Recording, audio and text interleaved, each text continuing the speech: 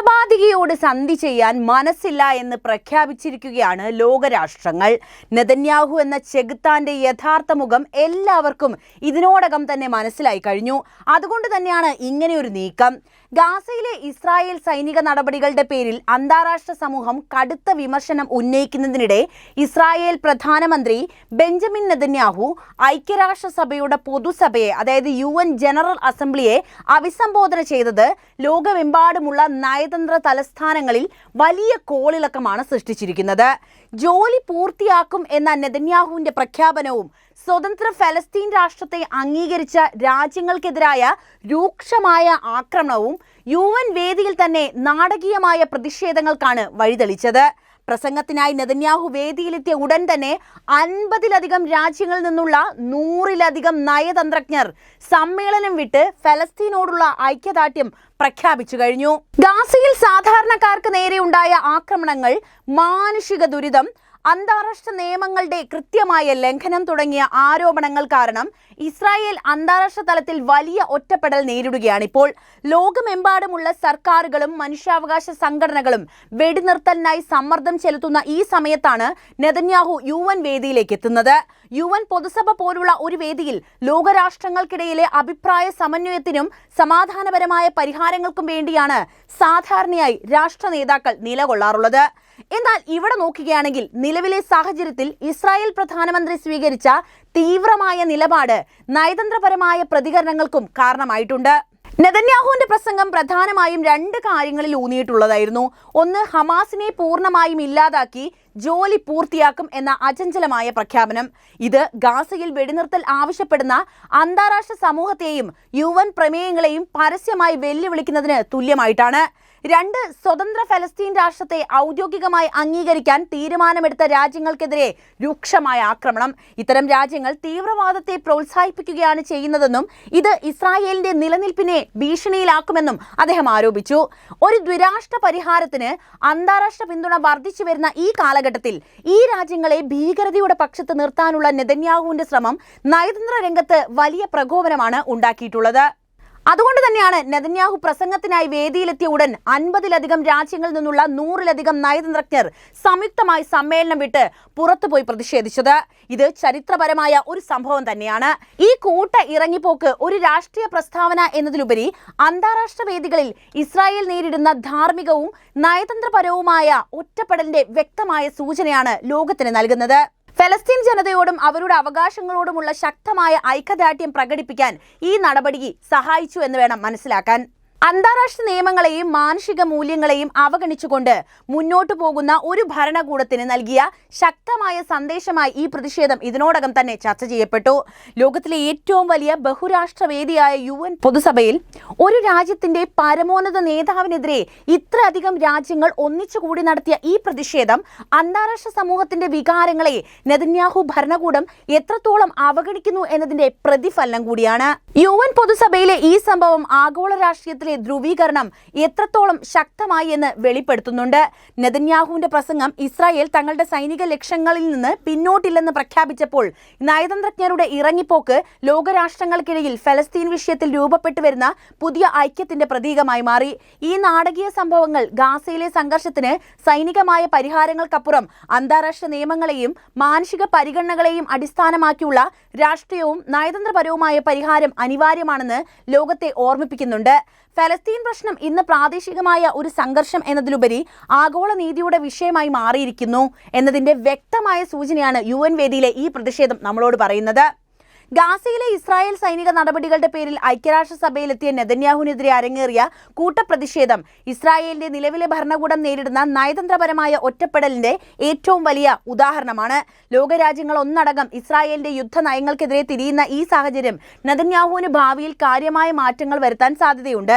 ഉടനടി അദ്ദേഹം തന്റെ നയത്തിൽ മാറ്റം വരുത്താൻ സാധ്യത കുറവാണ് എങ്കിലും ഈ അന്താരാഷ്ട്ര സമ്മർദ്ദം പ്രധാനമായും 3 തലങ്ങളിലാണ് സ്വാധീനം ചെലുത്തുക.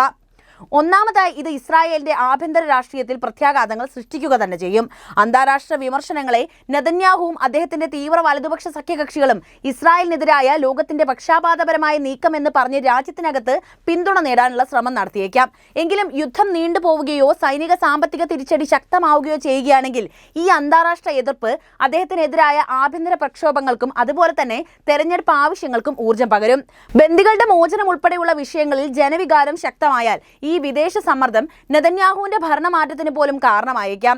രണ്ടാമതായി അന്താരാഷ്ട്ര നയതന്ത്ര ബന്ധങ്ങളിൽ ഇസ്രായേൽ കൂടുതൽ ദുർബലമാകും എന്നതാണ്. അതായത് UN വേദിയിലെ പ്രതിഷേധം ഫലസ്തീനെ അംഗീകരിച്ച രാജ്യങ്ങൾ ഉൾപ്പെടെയുള്ളവരുടെ ഇസ്രായേലുമായുള്ള നയതന്ത്ര ബന്ധങ്ങൾ വഷളാക്കാൻ കാരണമാകും.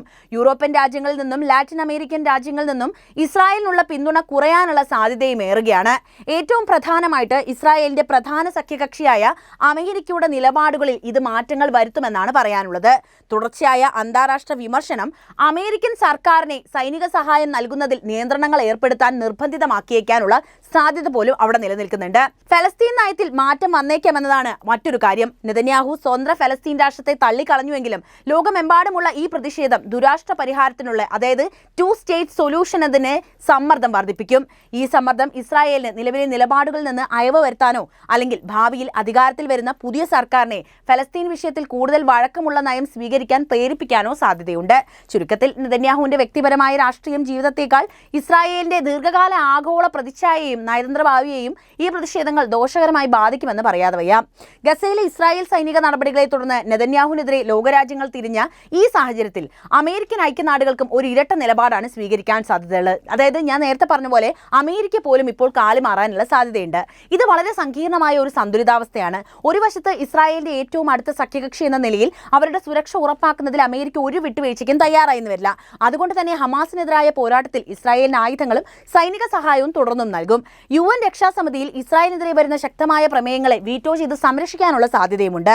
മറുവശത്താകട്ടെ ലോകരാജ്യങ്ങൾക്കിടയിൽ നിന്നും സ്വന്തം രാജ്യത്തെ ലിബറൽ വിഭാഗങ്ങളിൽ നിന്നും വരുന്ന കടുത്ത വിമർശനങ്ങളെ തണുപ്പിക്കാൻ വേണ്ടി അമേരിക്ക ചില നയതന്ത്ര നീക്കങ്ങൾ നടത്താനുള്ള സാധ്യതയുണ്ട്.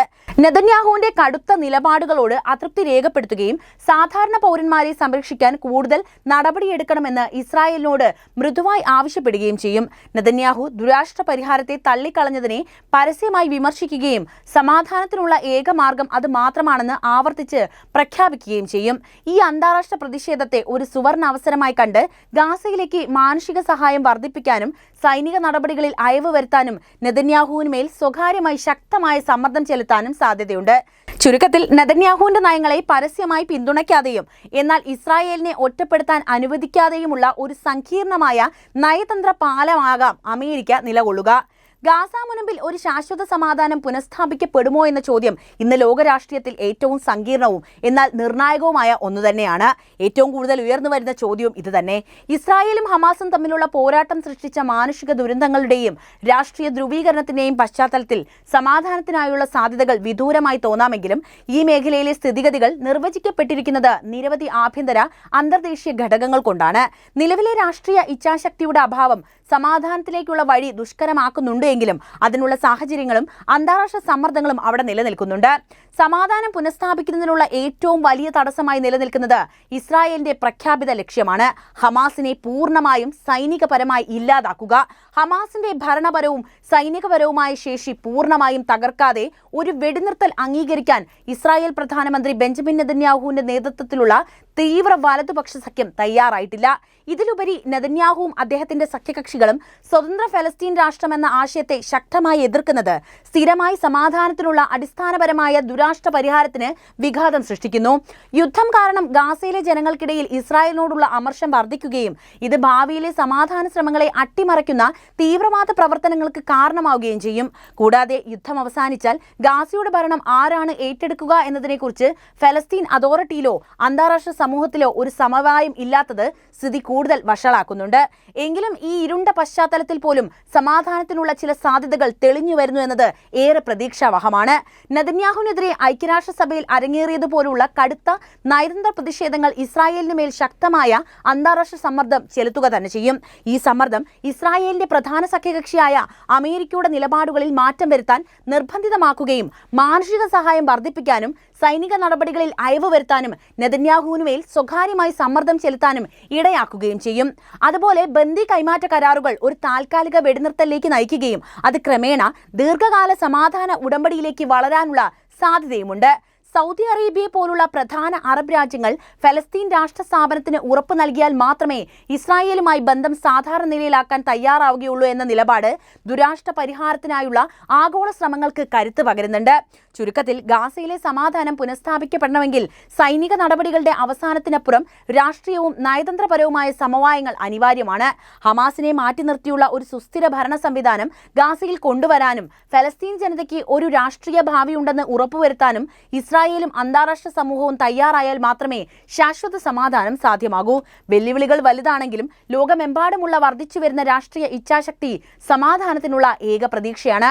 അപ്പോൾ നിങ്ങൾ ഈ വിഷയത്തെ എങ്ങനെ നോക്കിക്കാണുന്നുവെന്ന് ഇപ്പോൾ തന്നെ കമന്റായി രേഖപ്പെടുത്തണേ. ഒപ്പം ഈ അറിവുകൾ എല്ലാവരിലേക്കും എത്താൻ വീഡിയോ ഒന്ന് ലൈക്ക് ചെയ്യാനും ഷെയർ ചെയ്യാനും പ്രത്യേകം ശ്രദ്ധിക്കുമല്ലോ.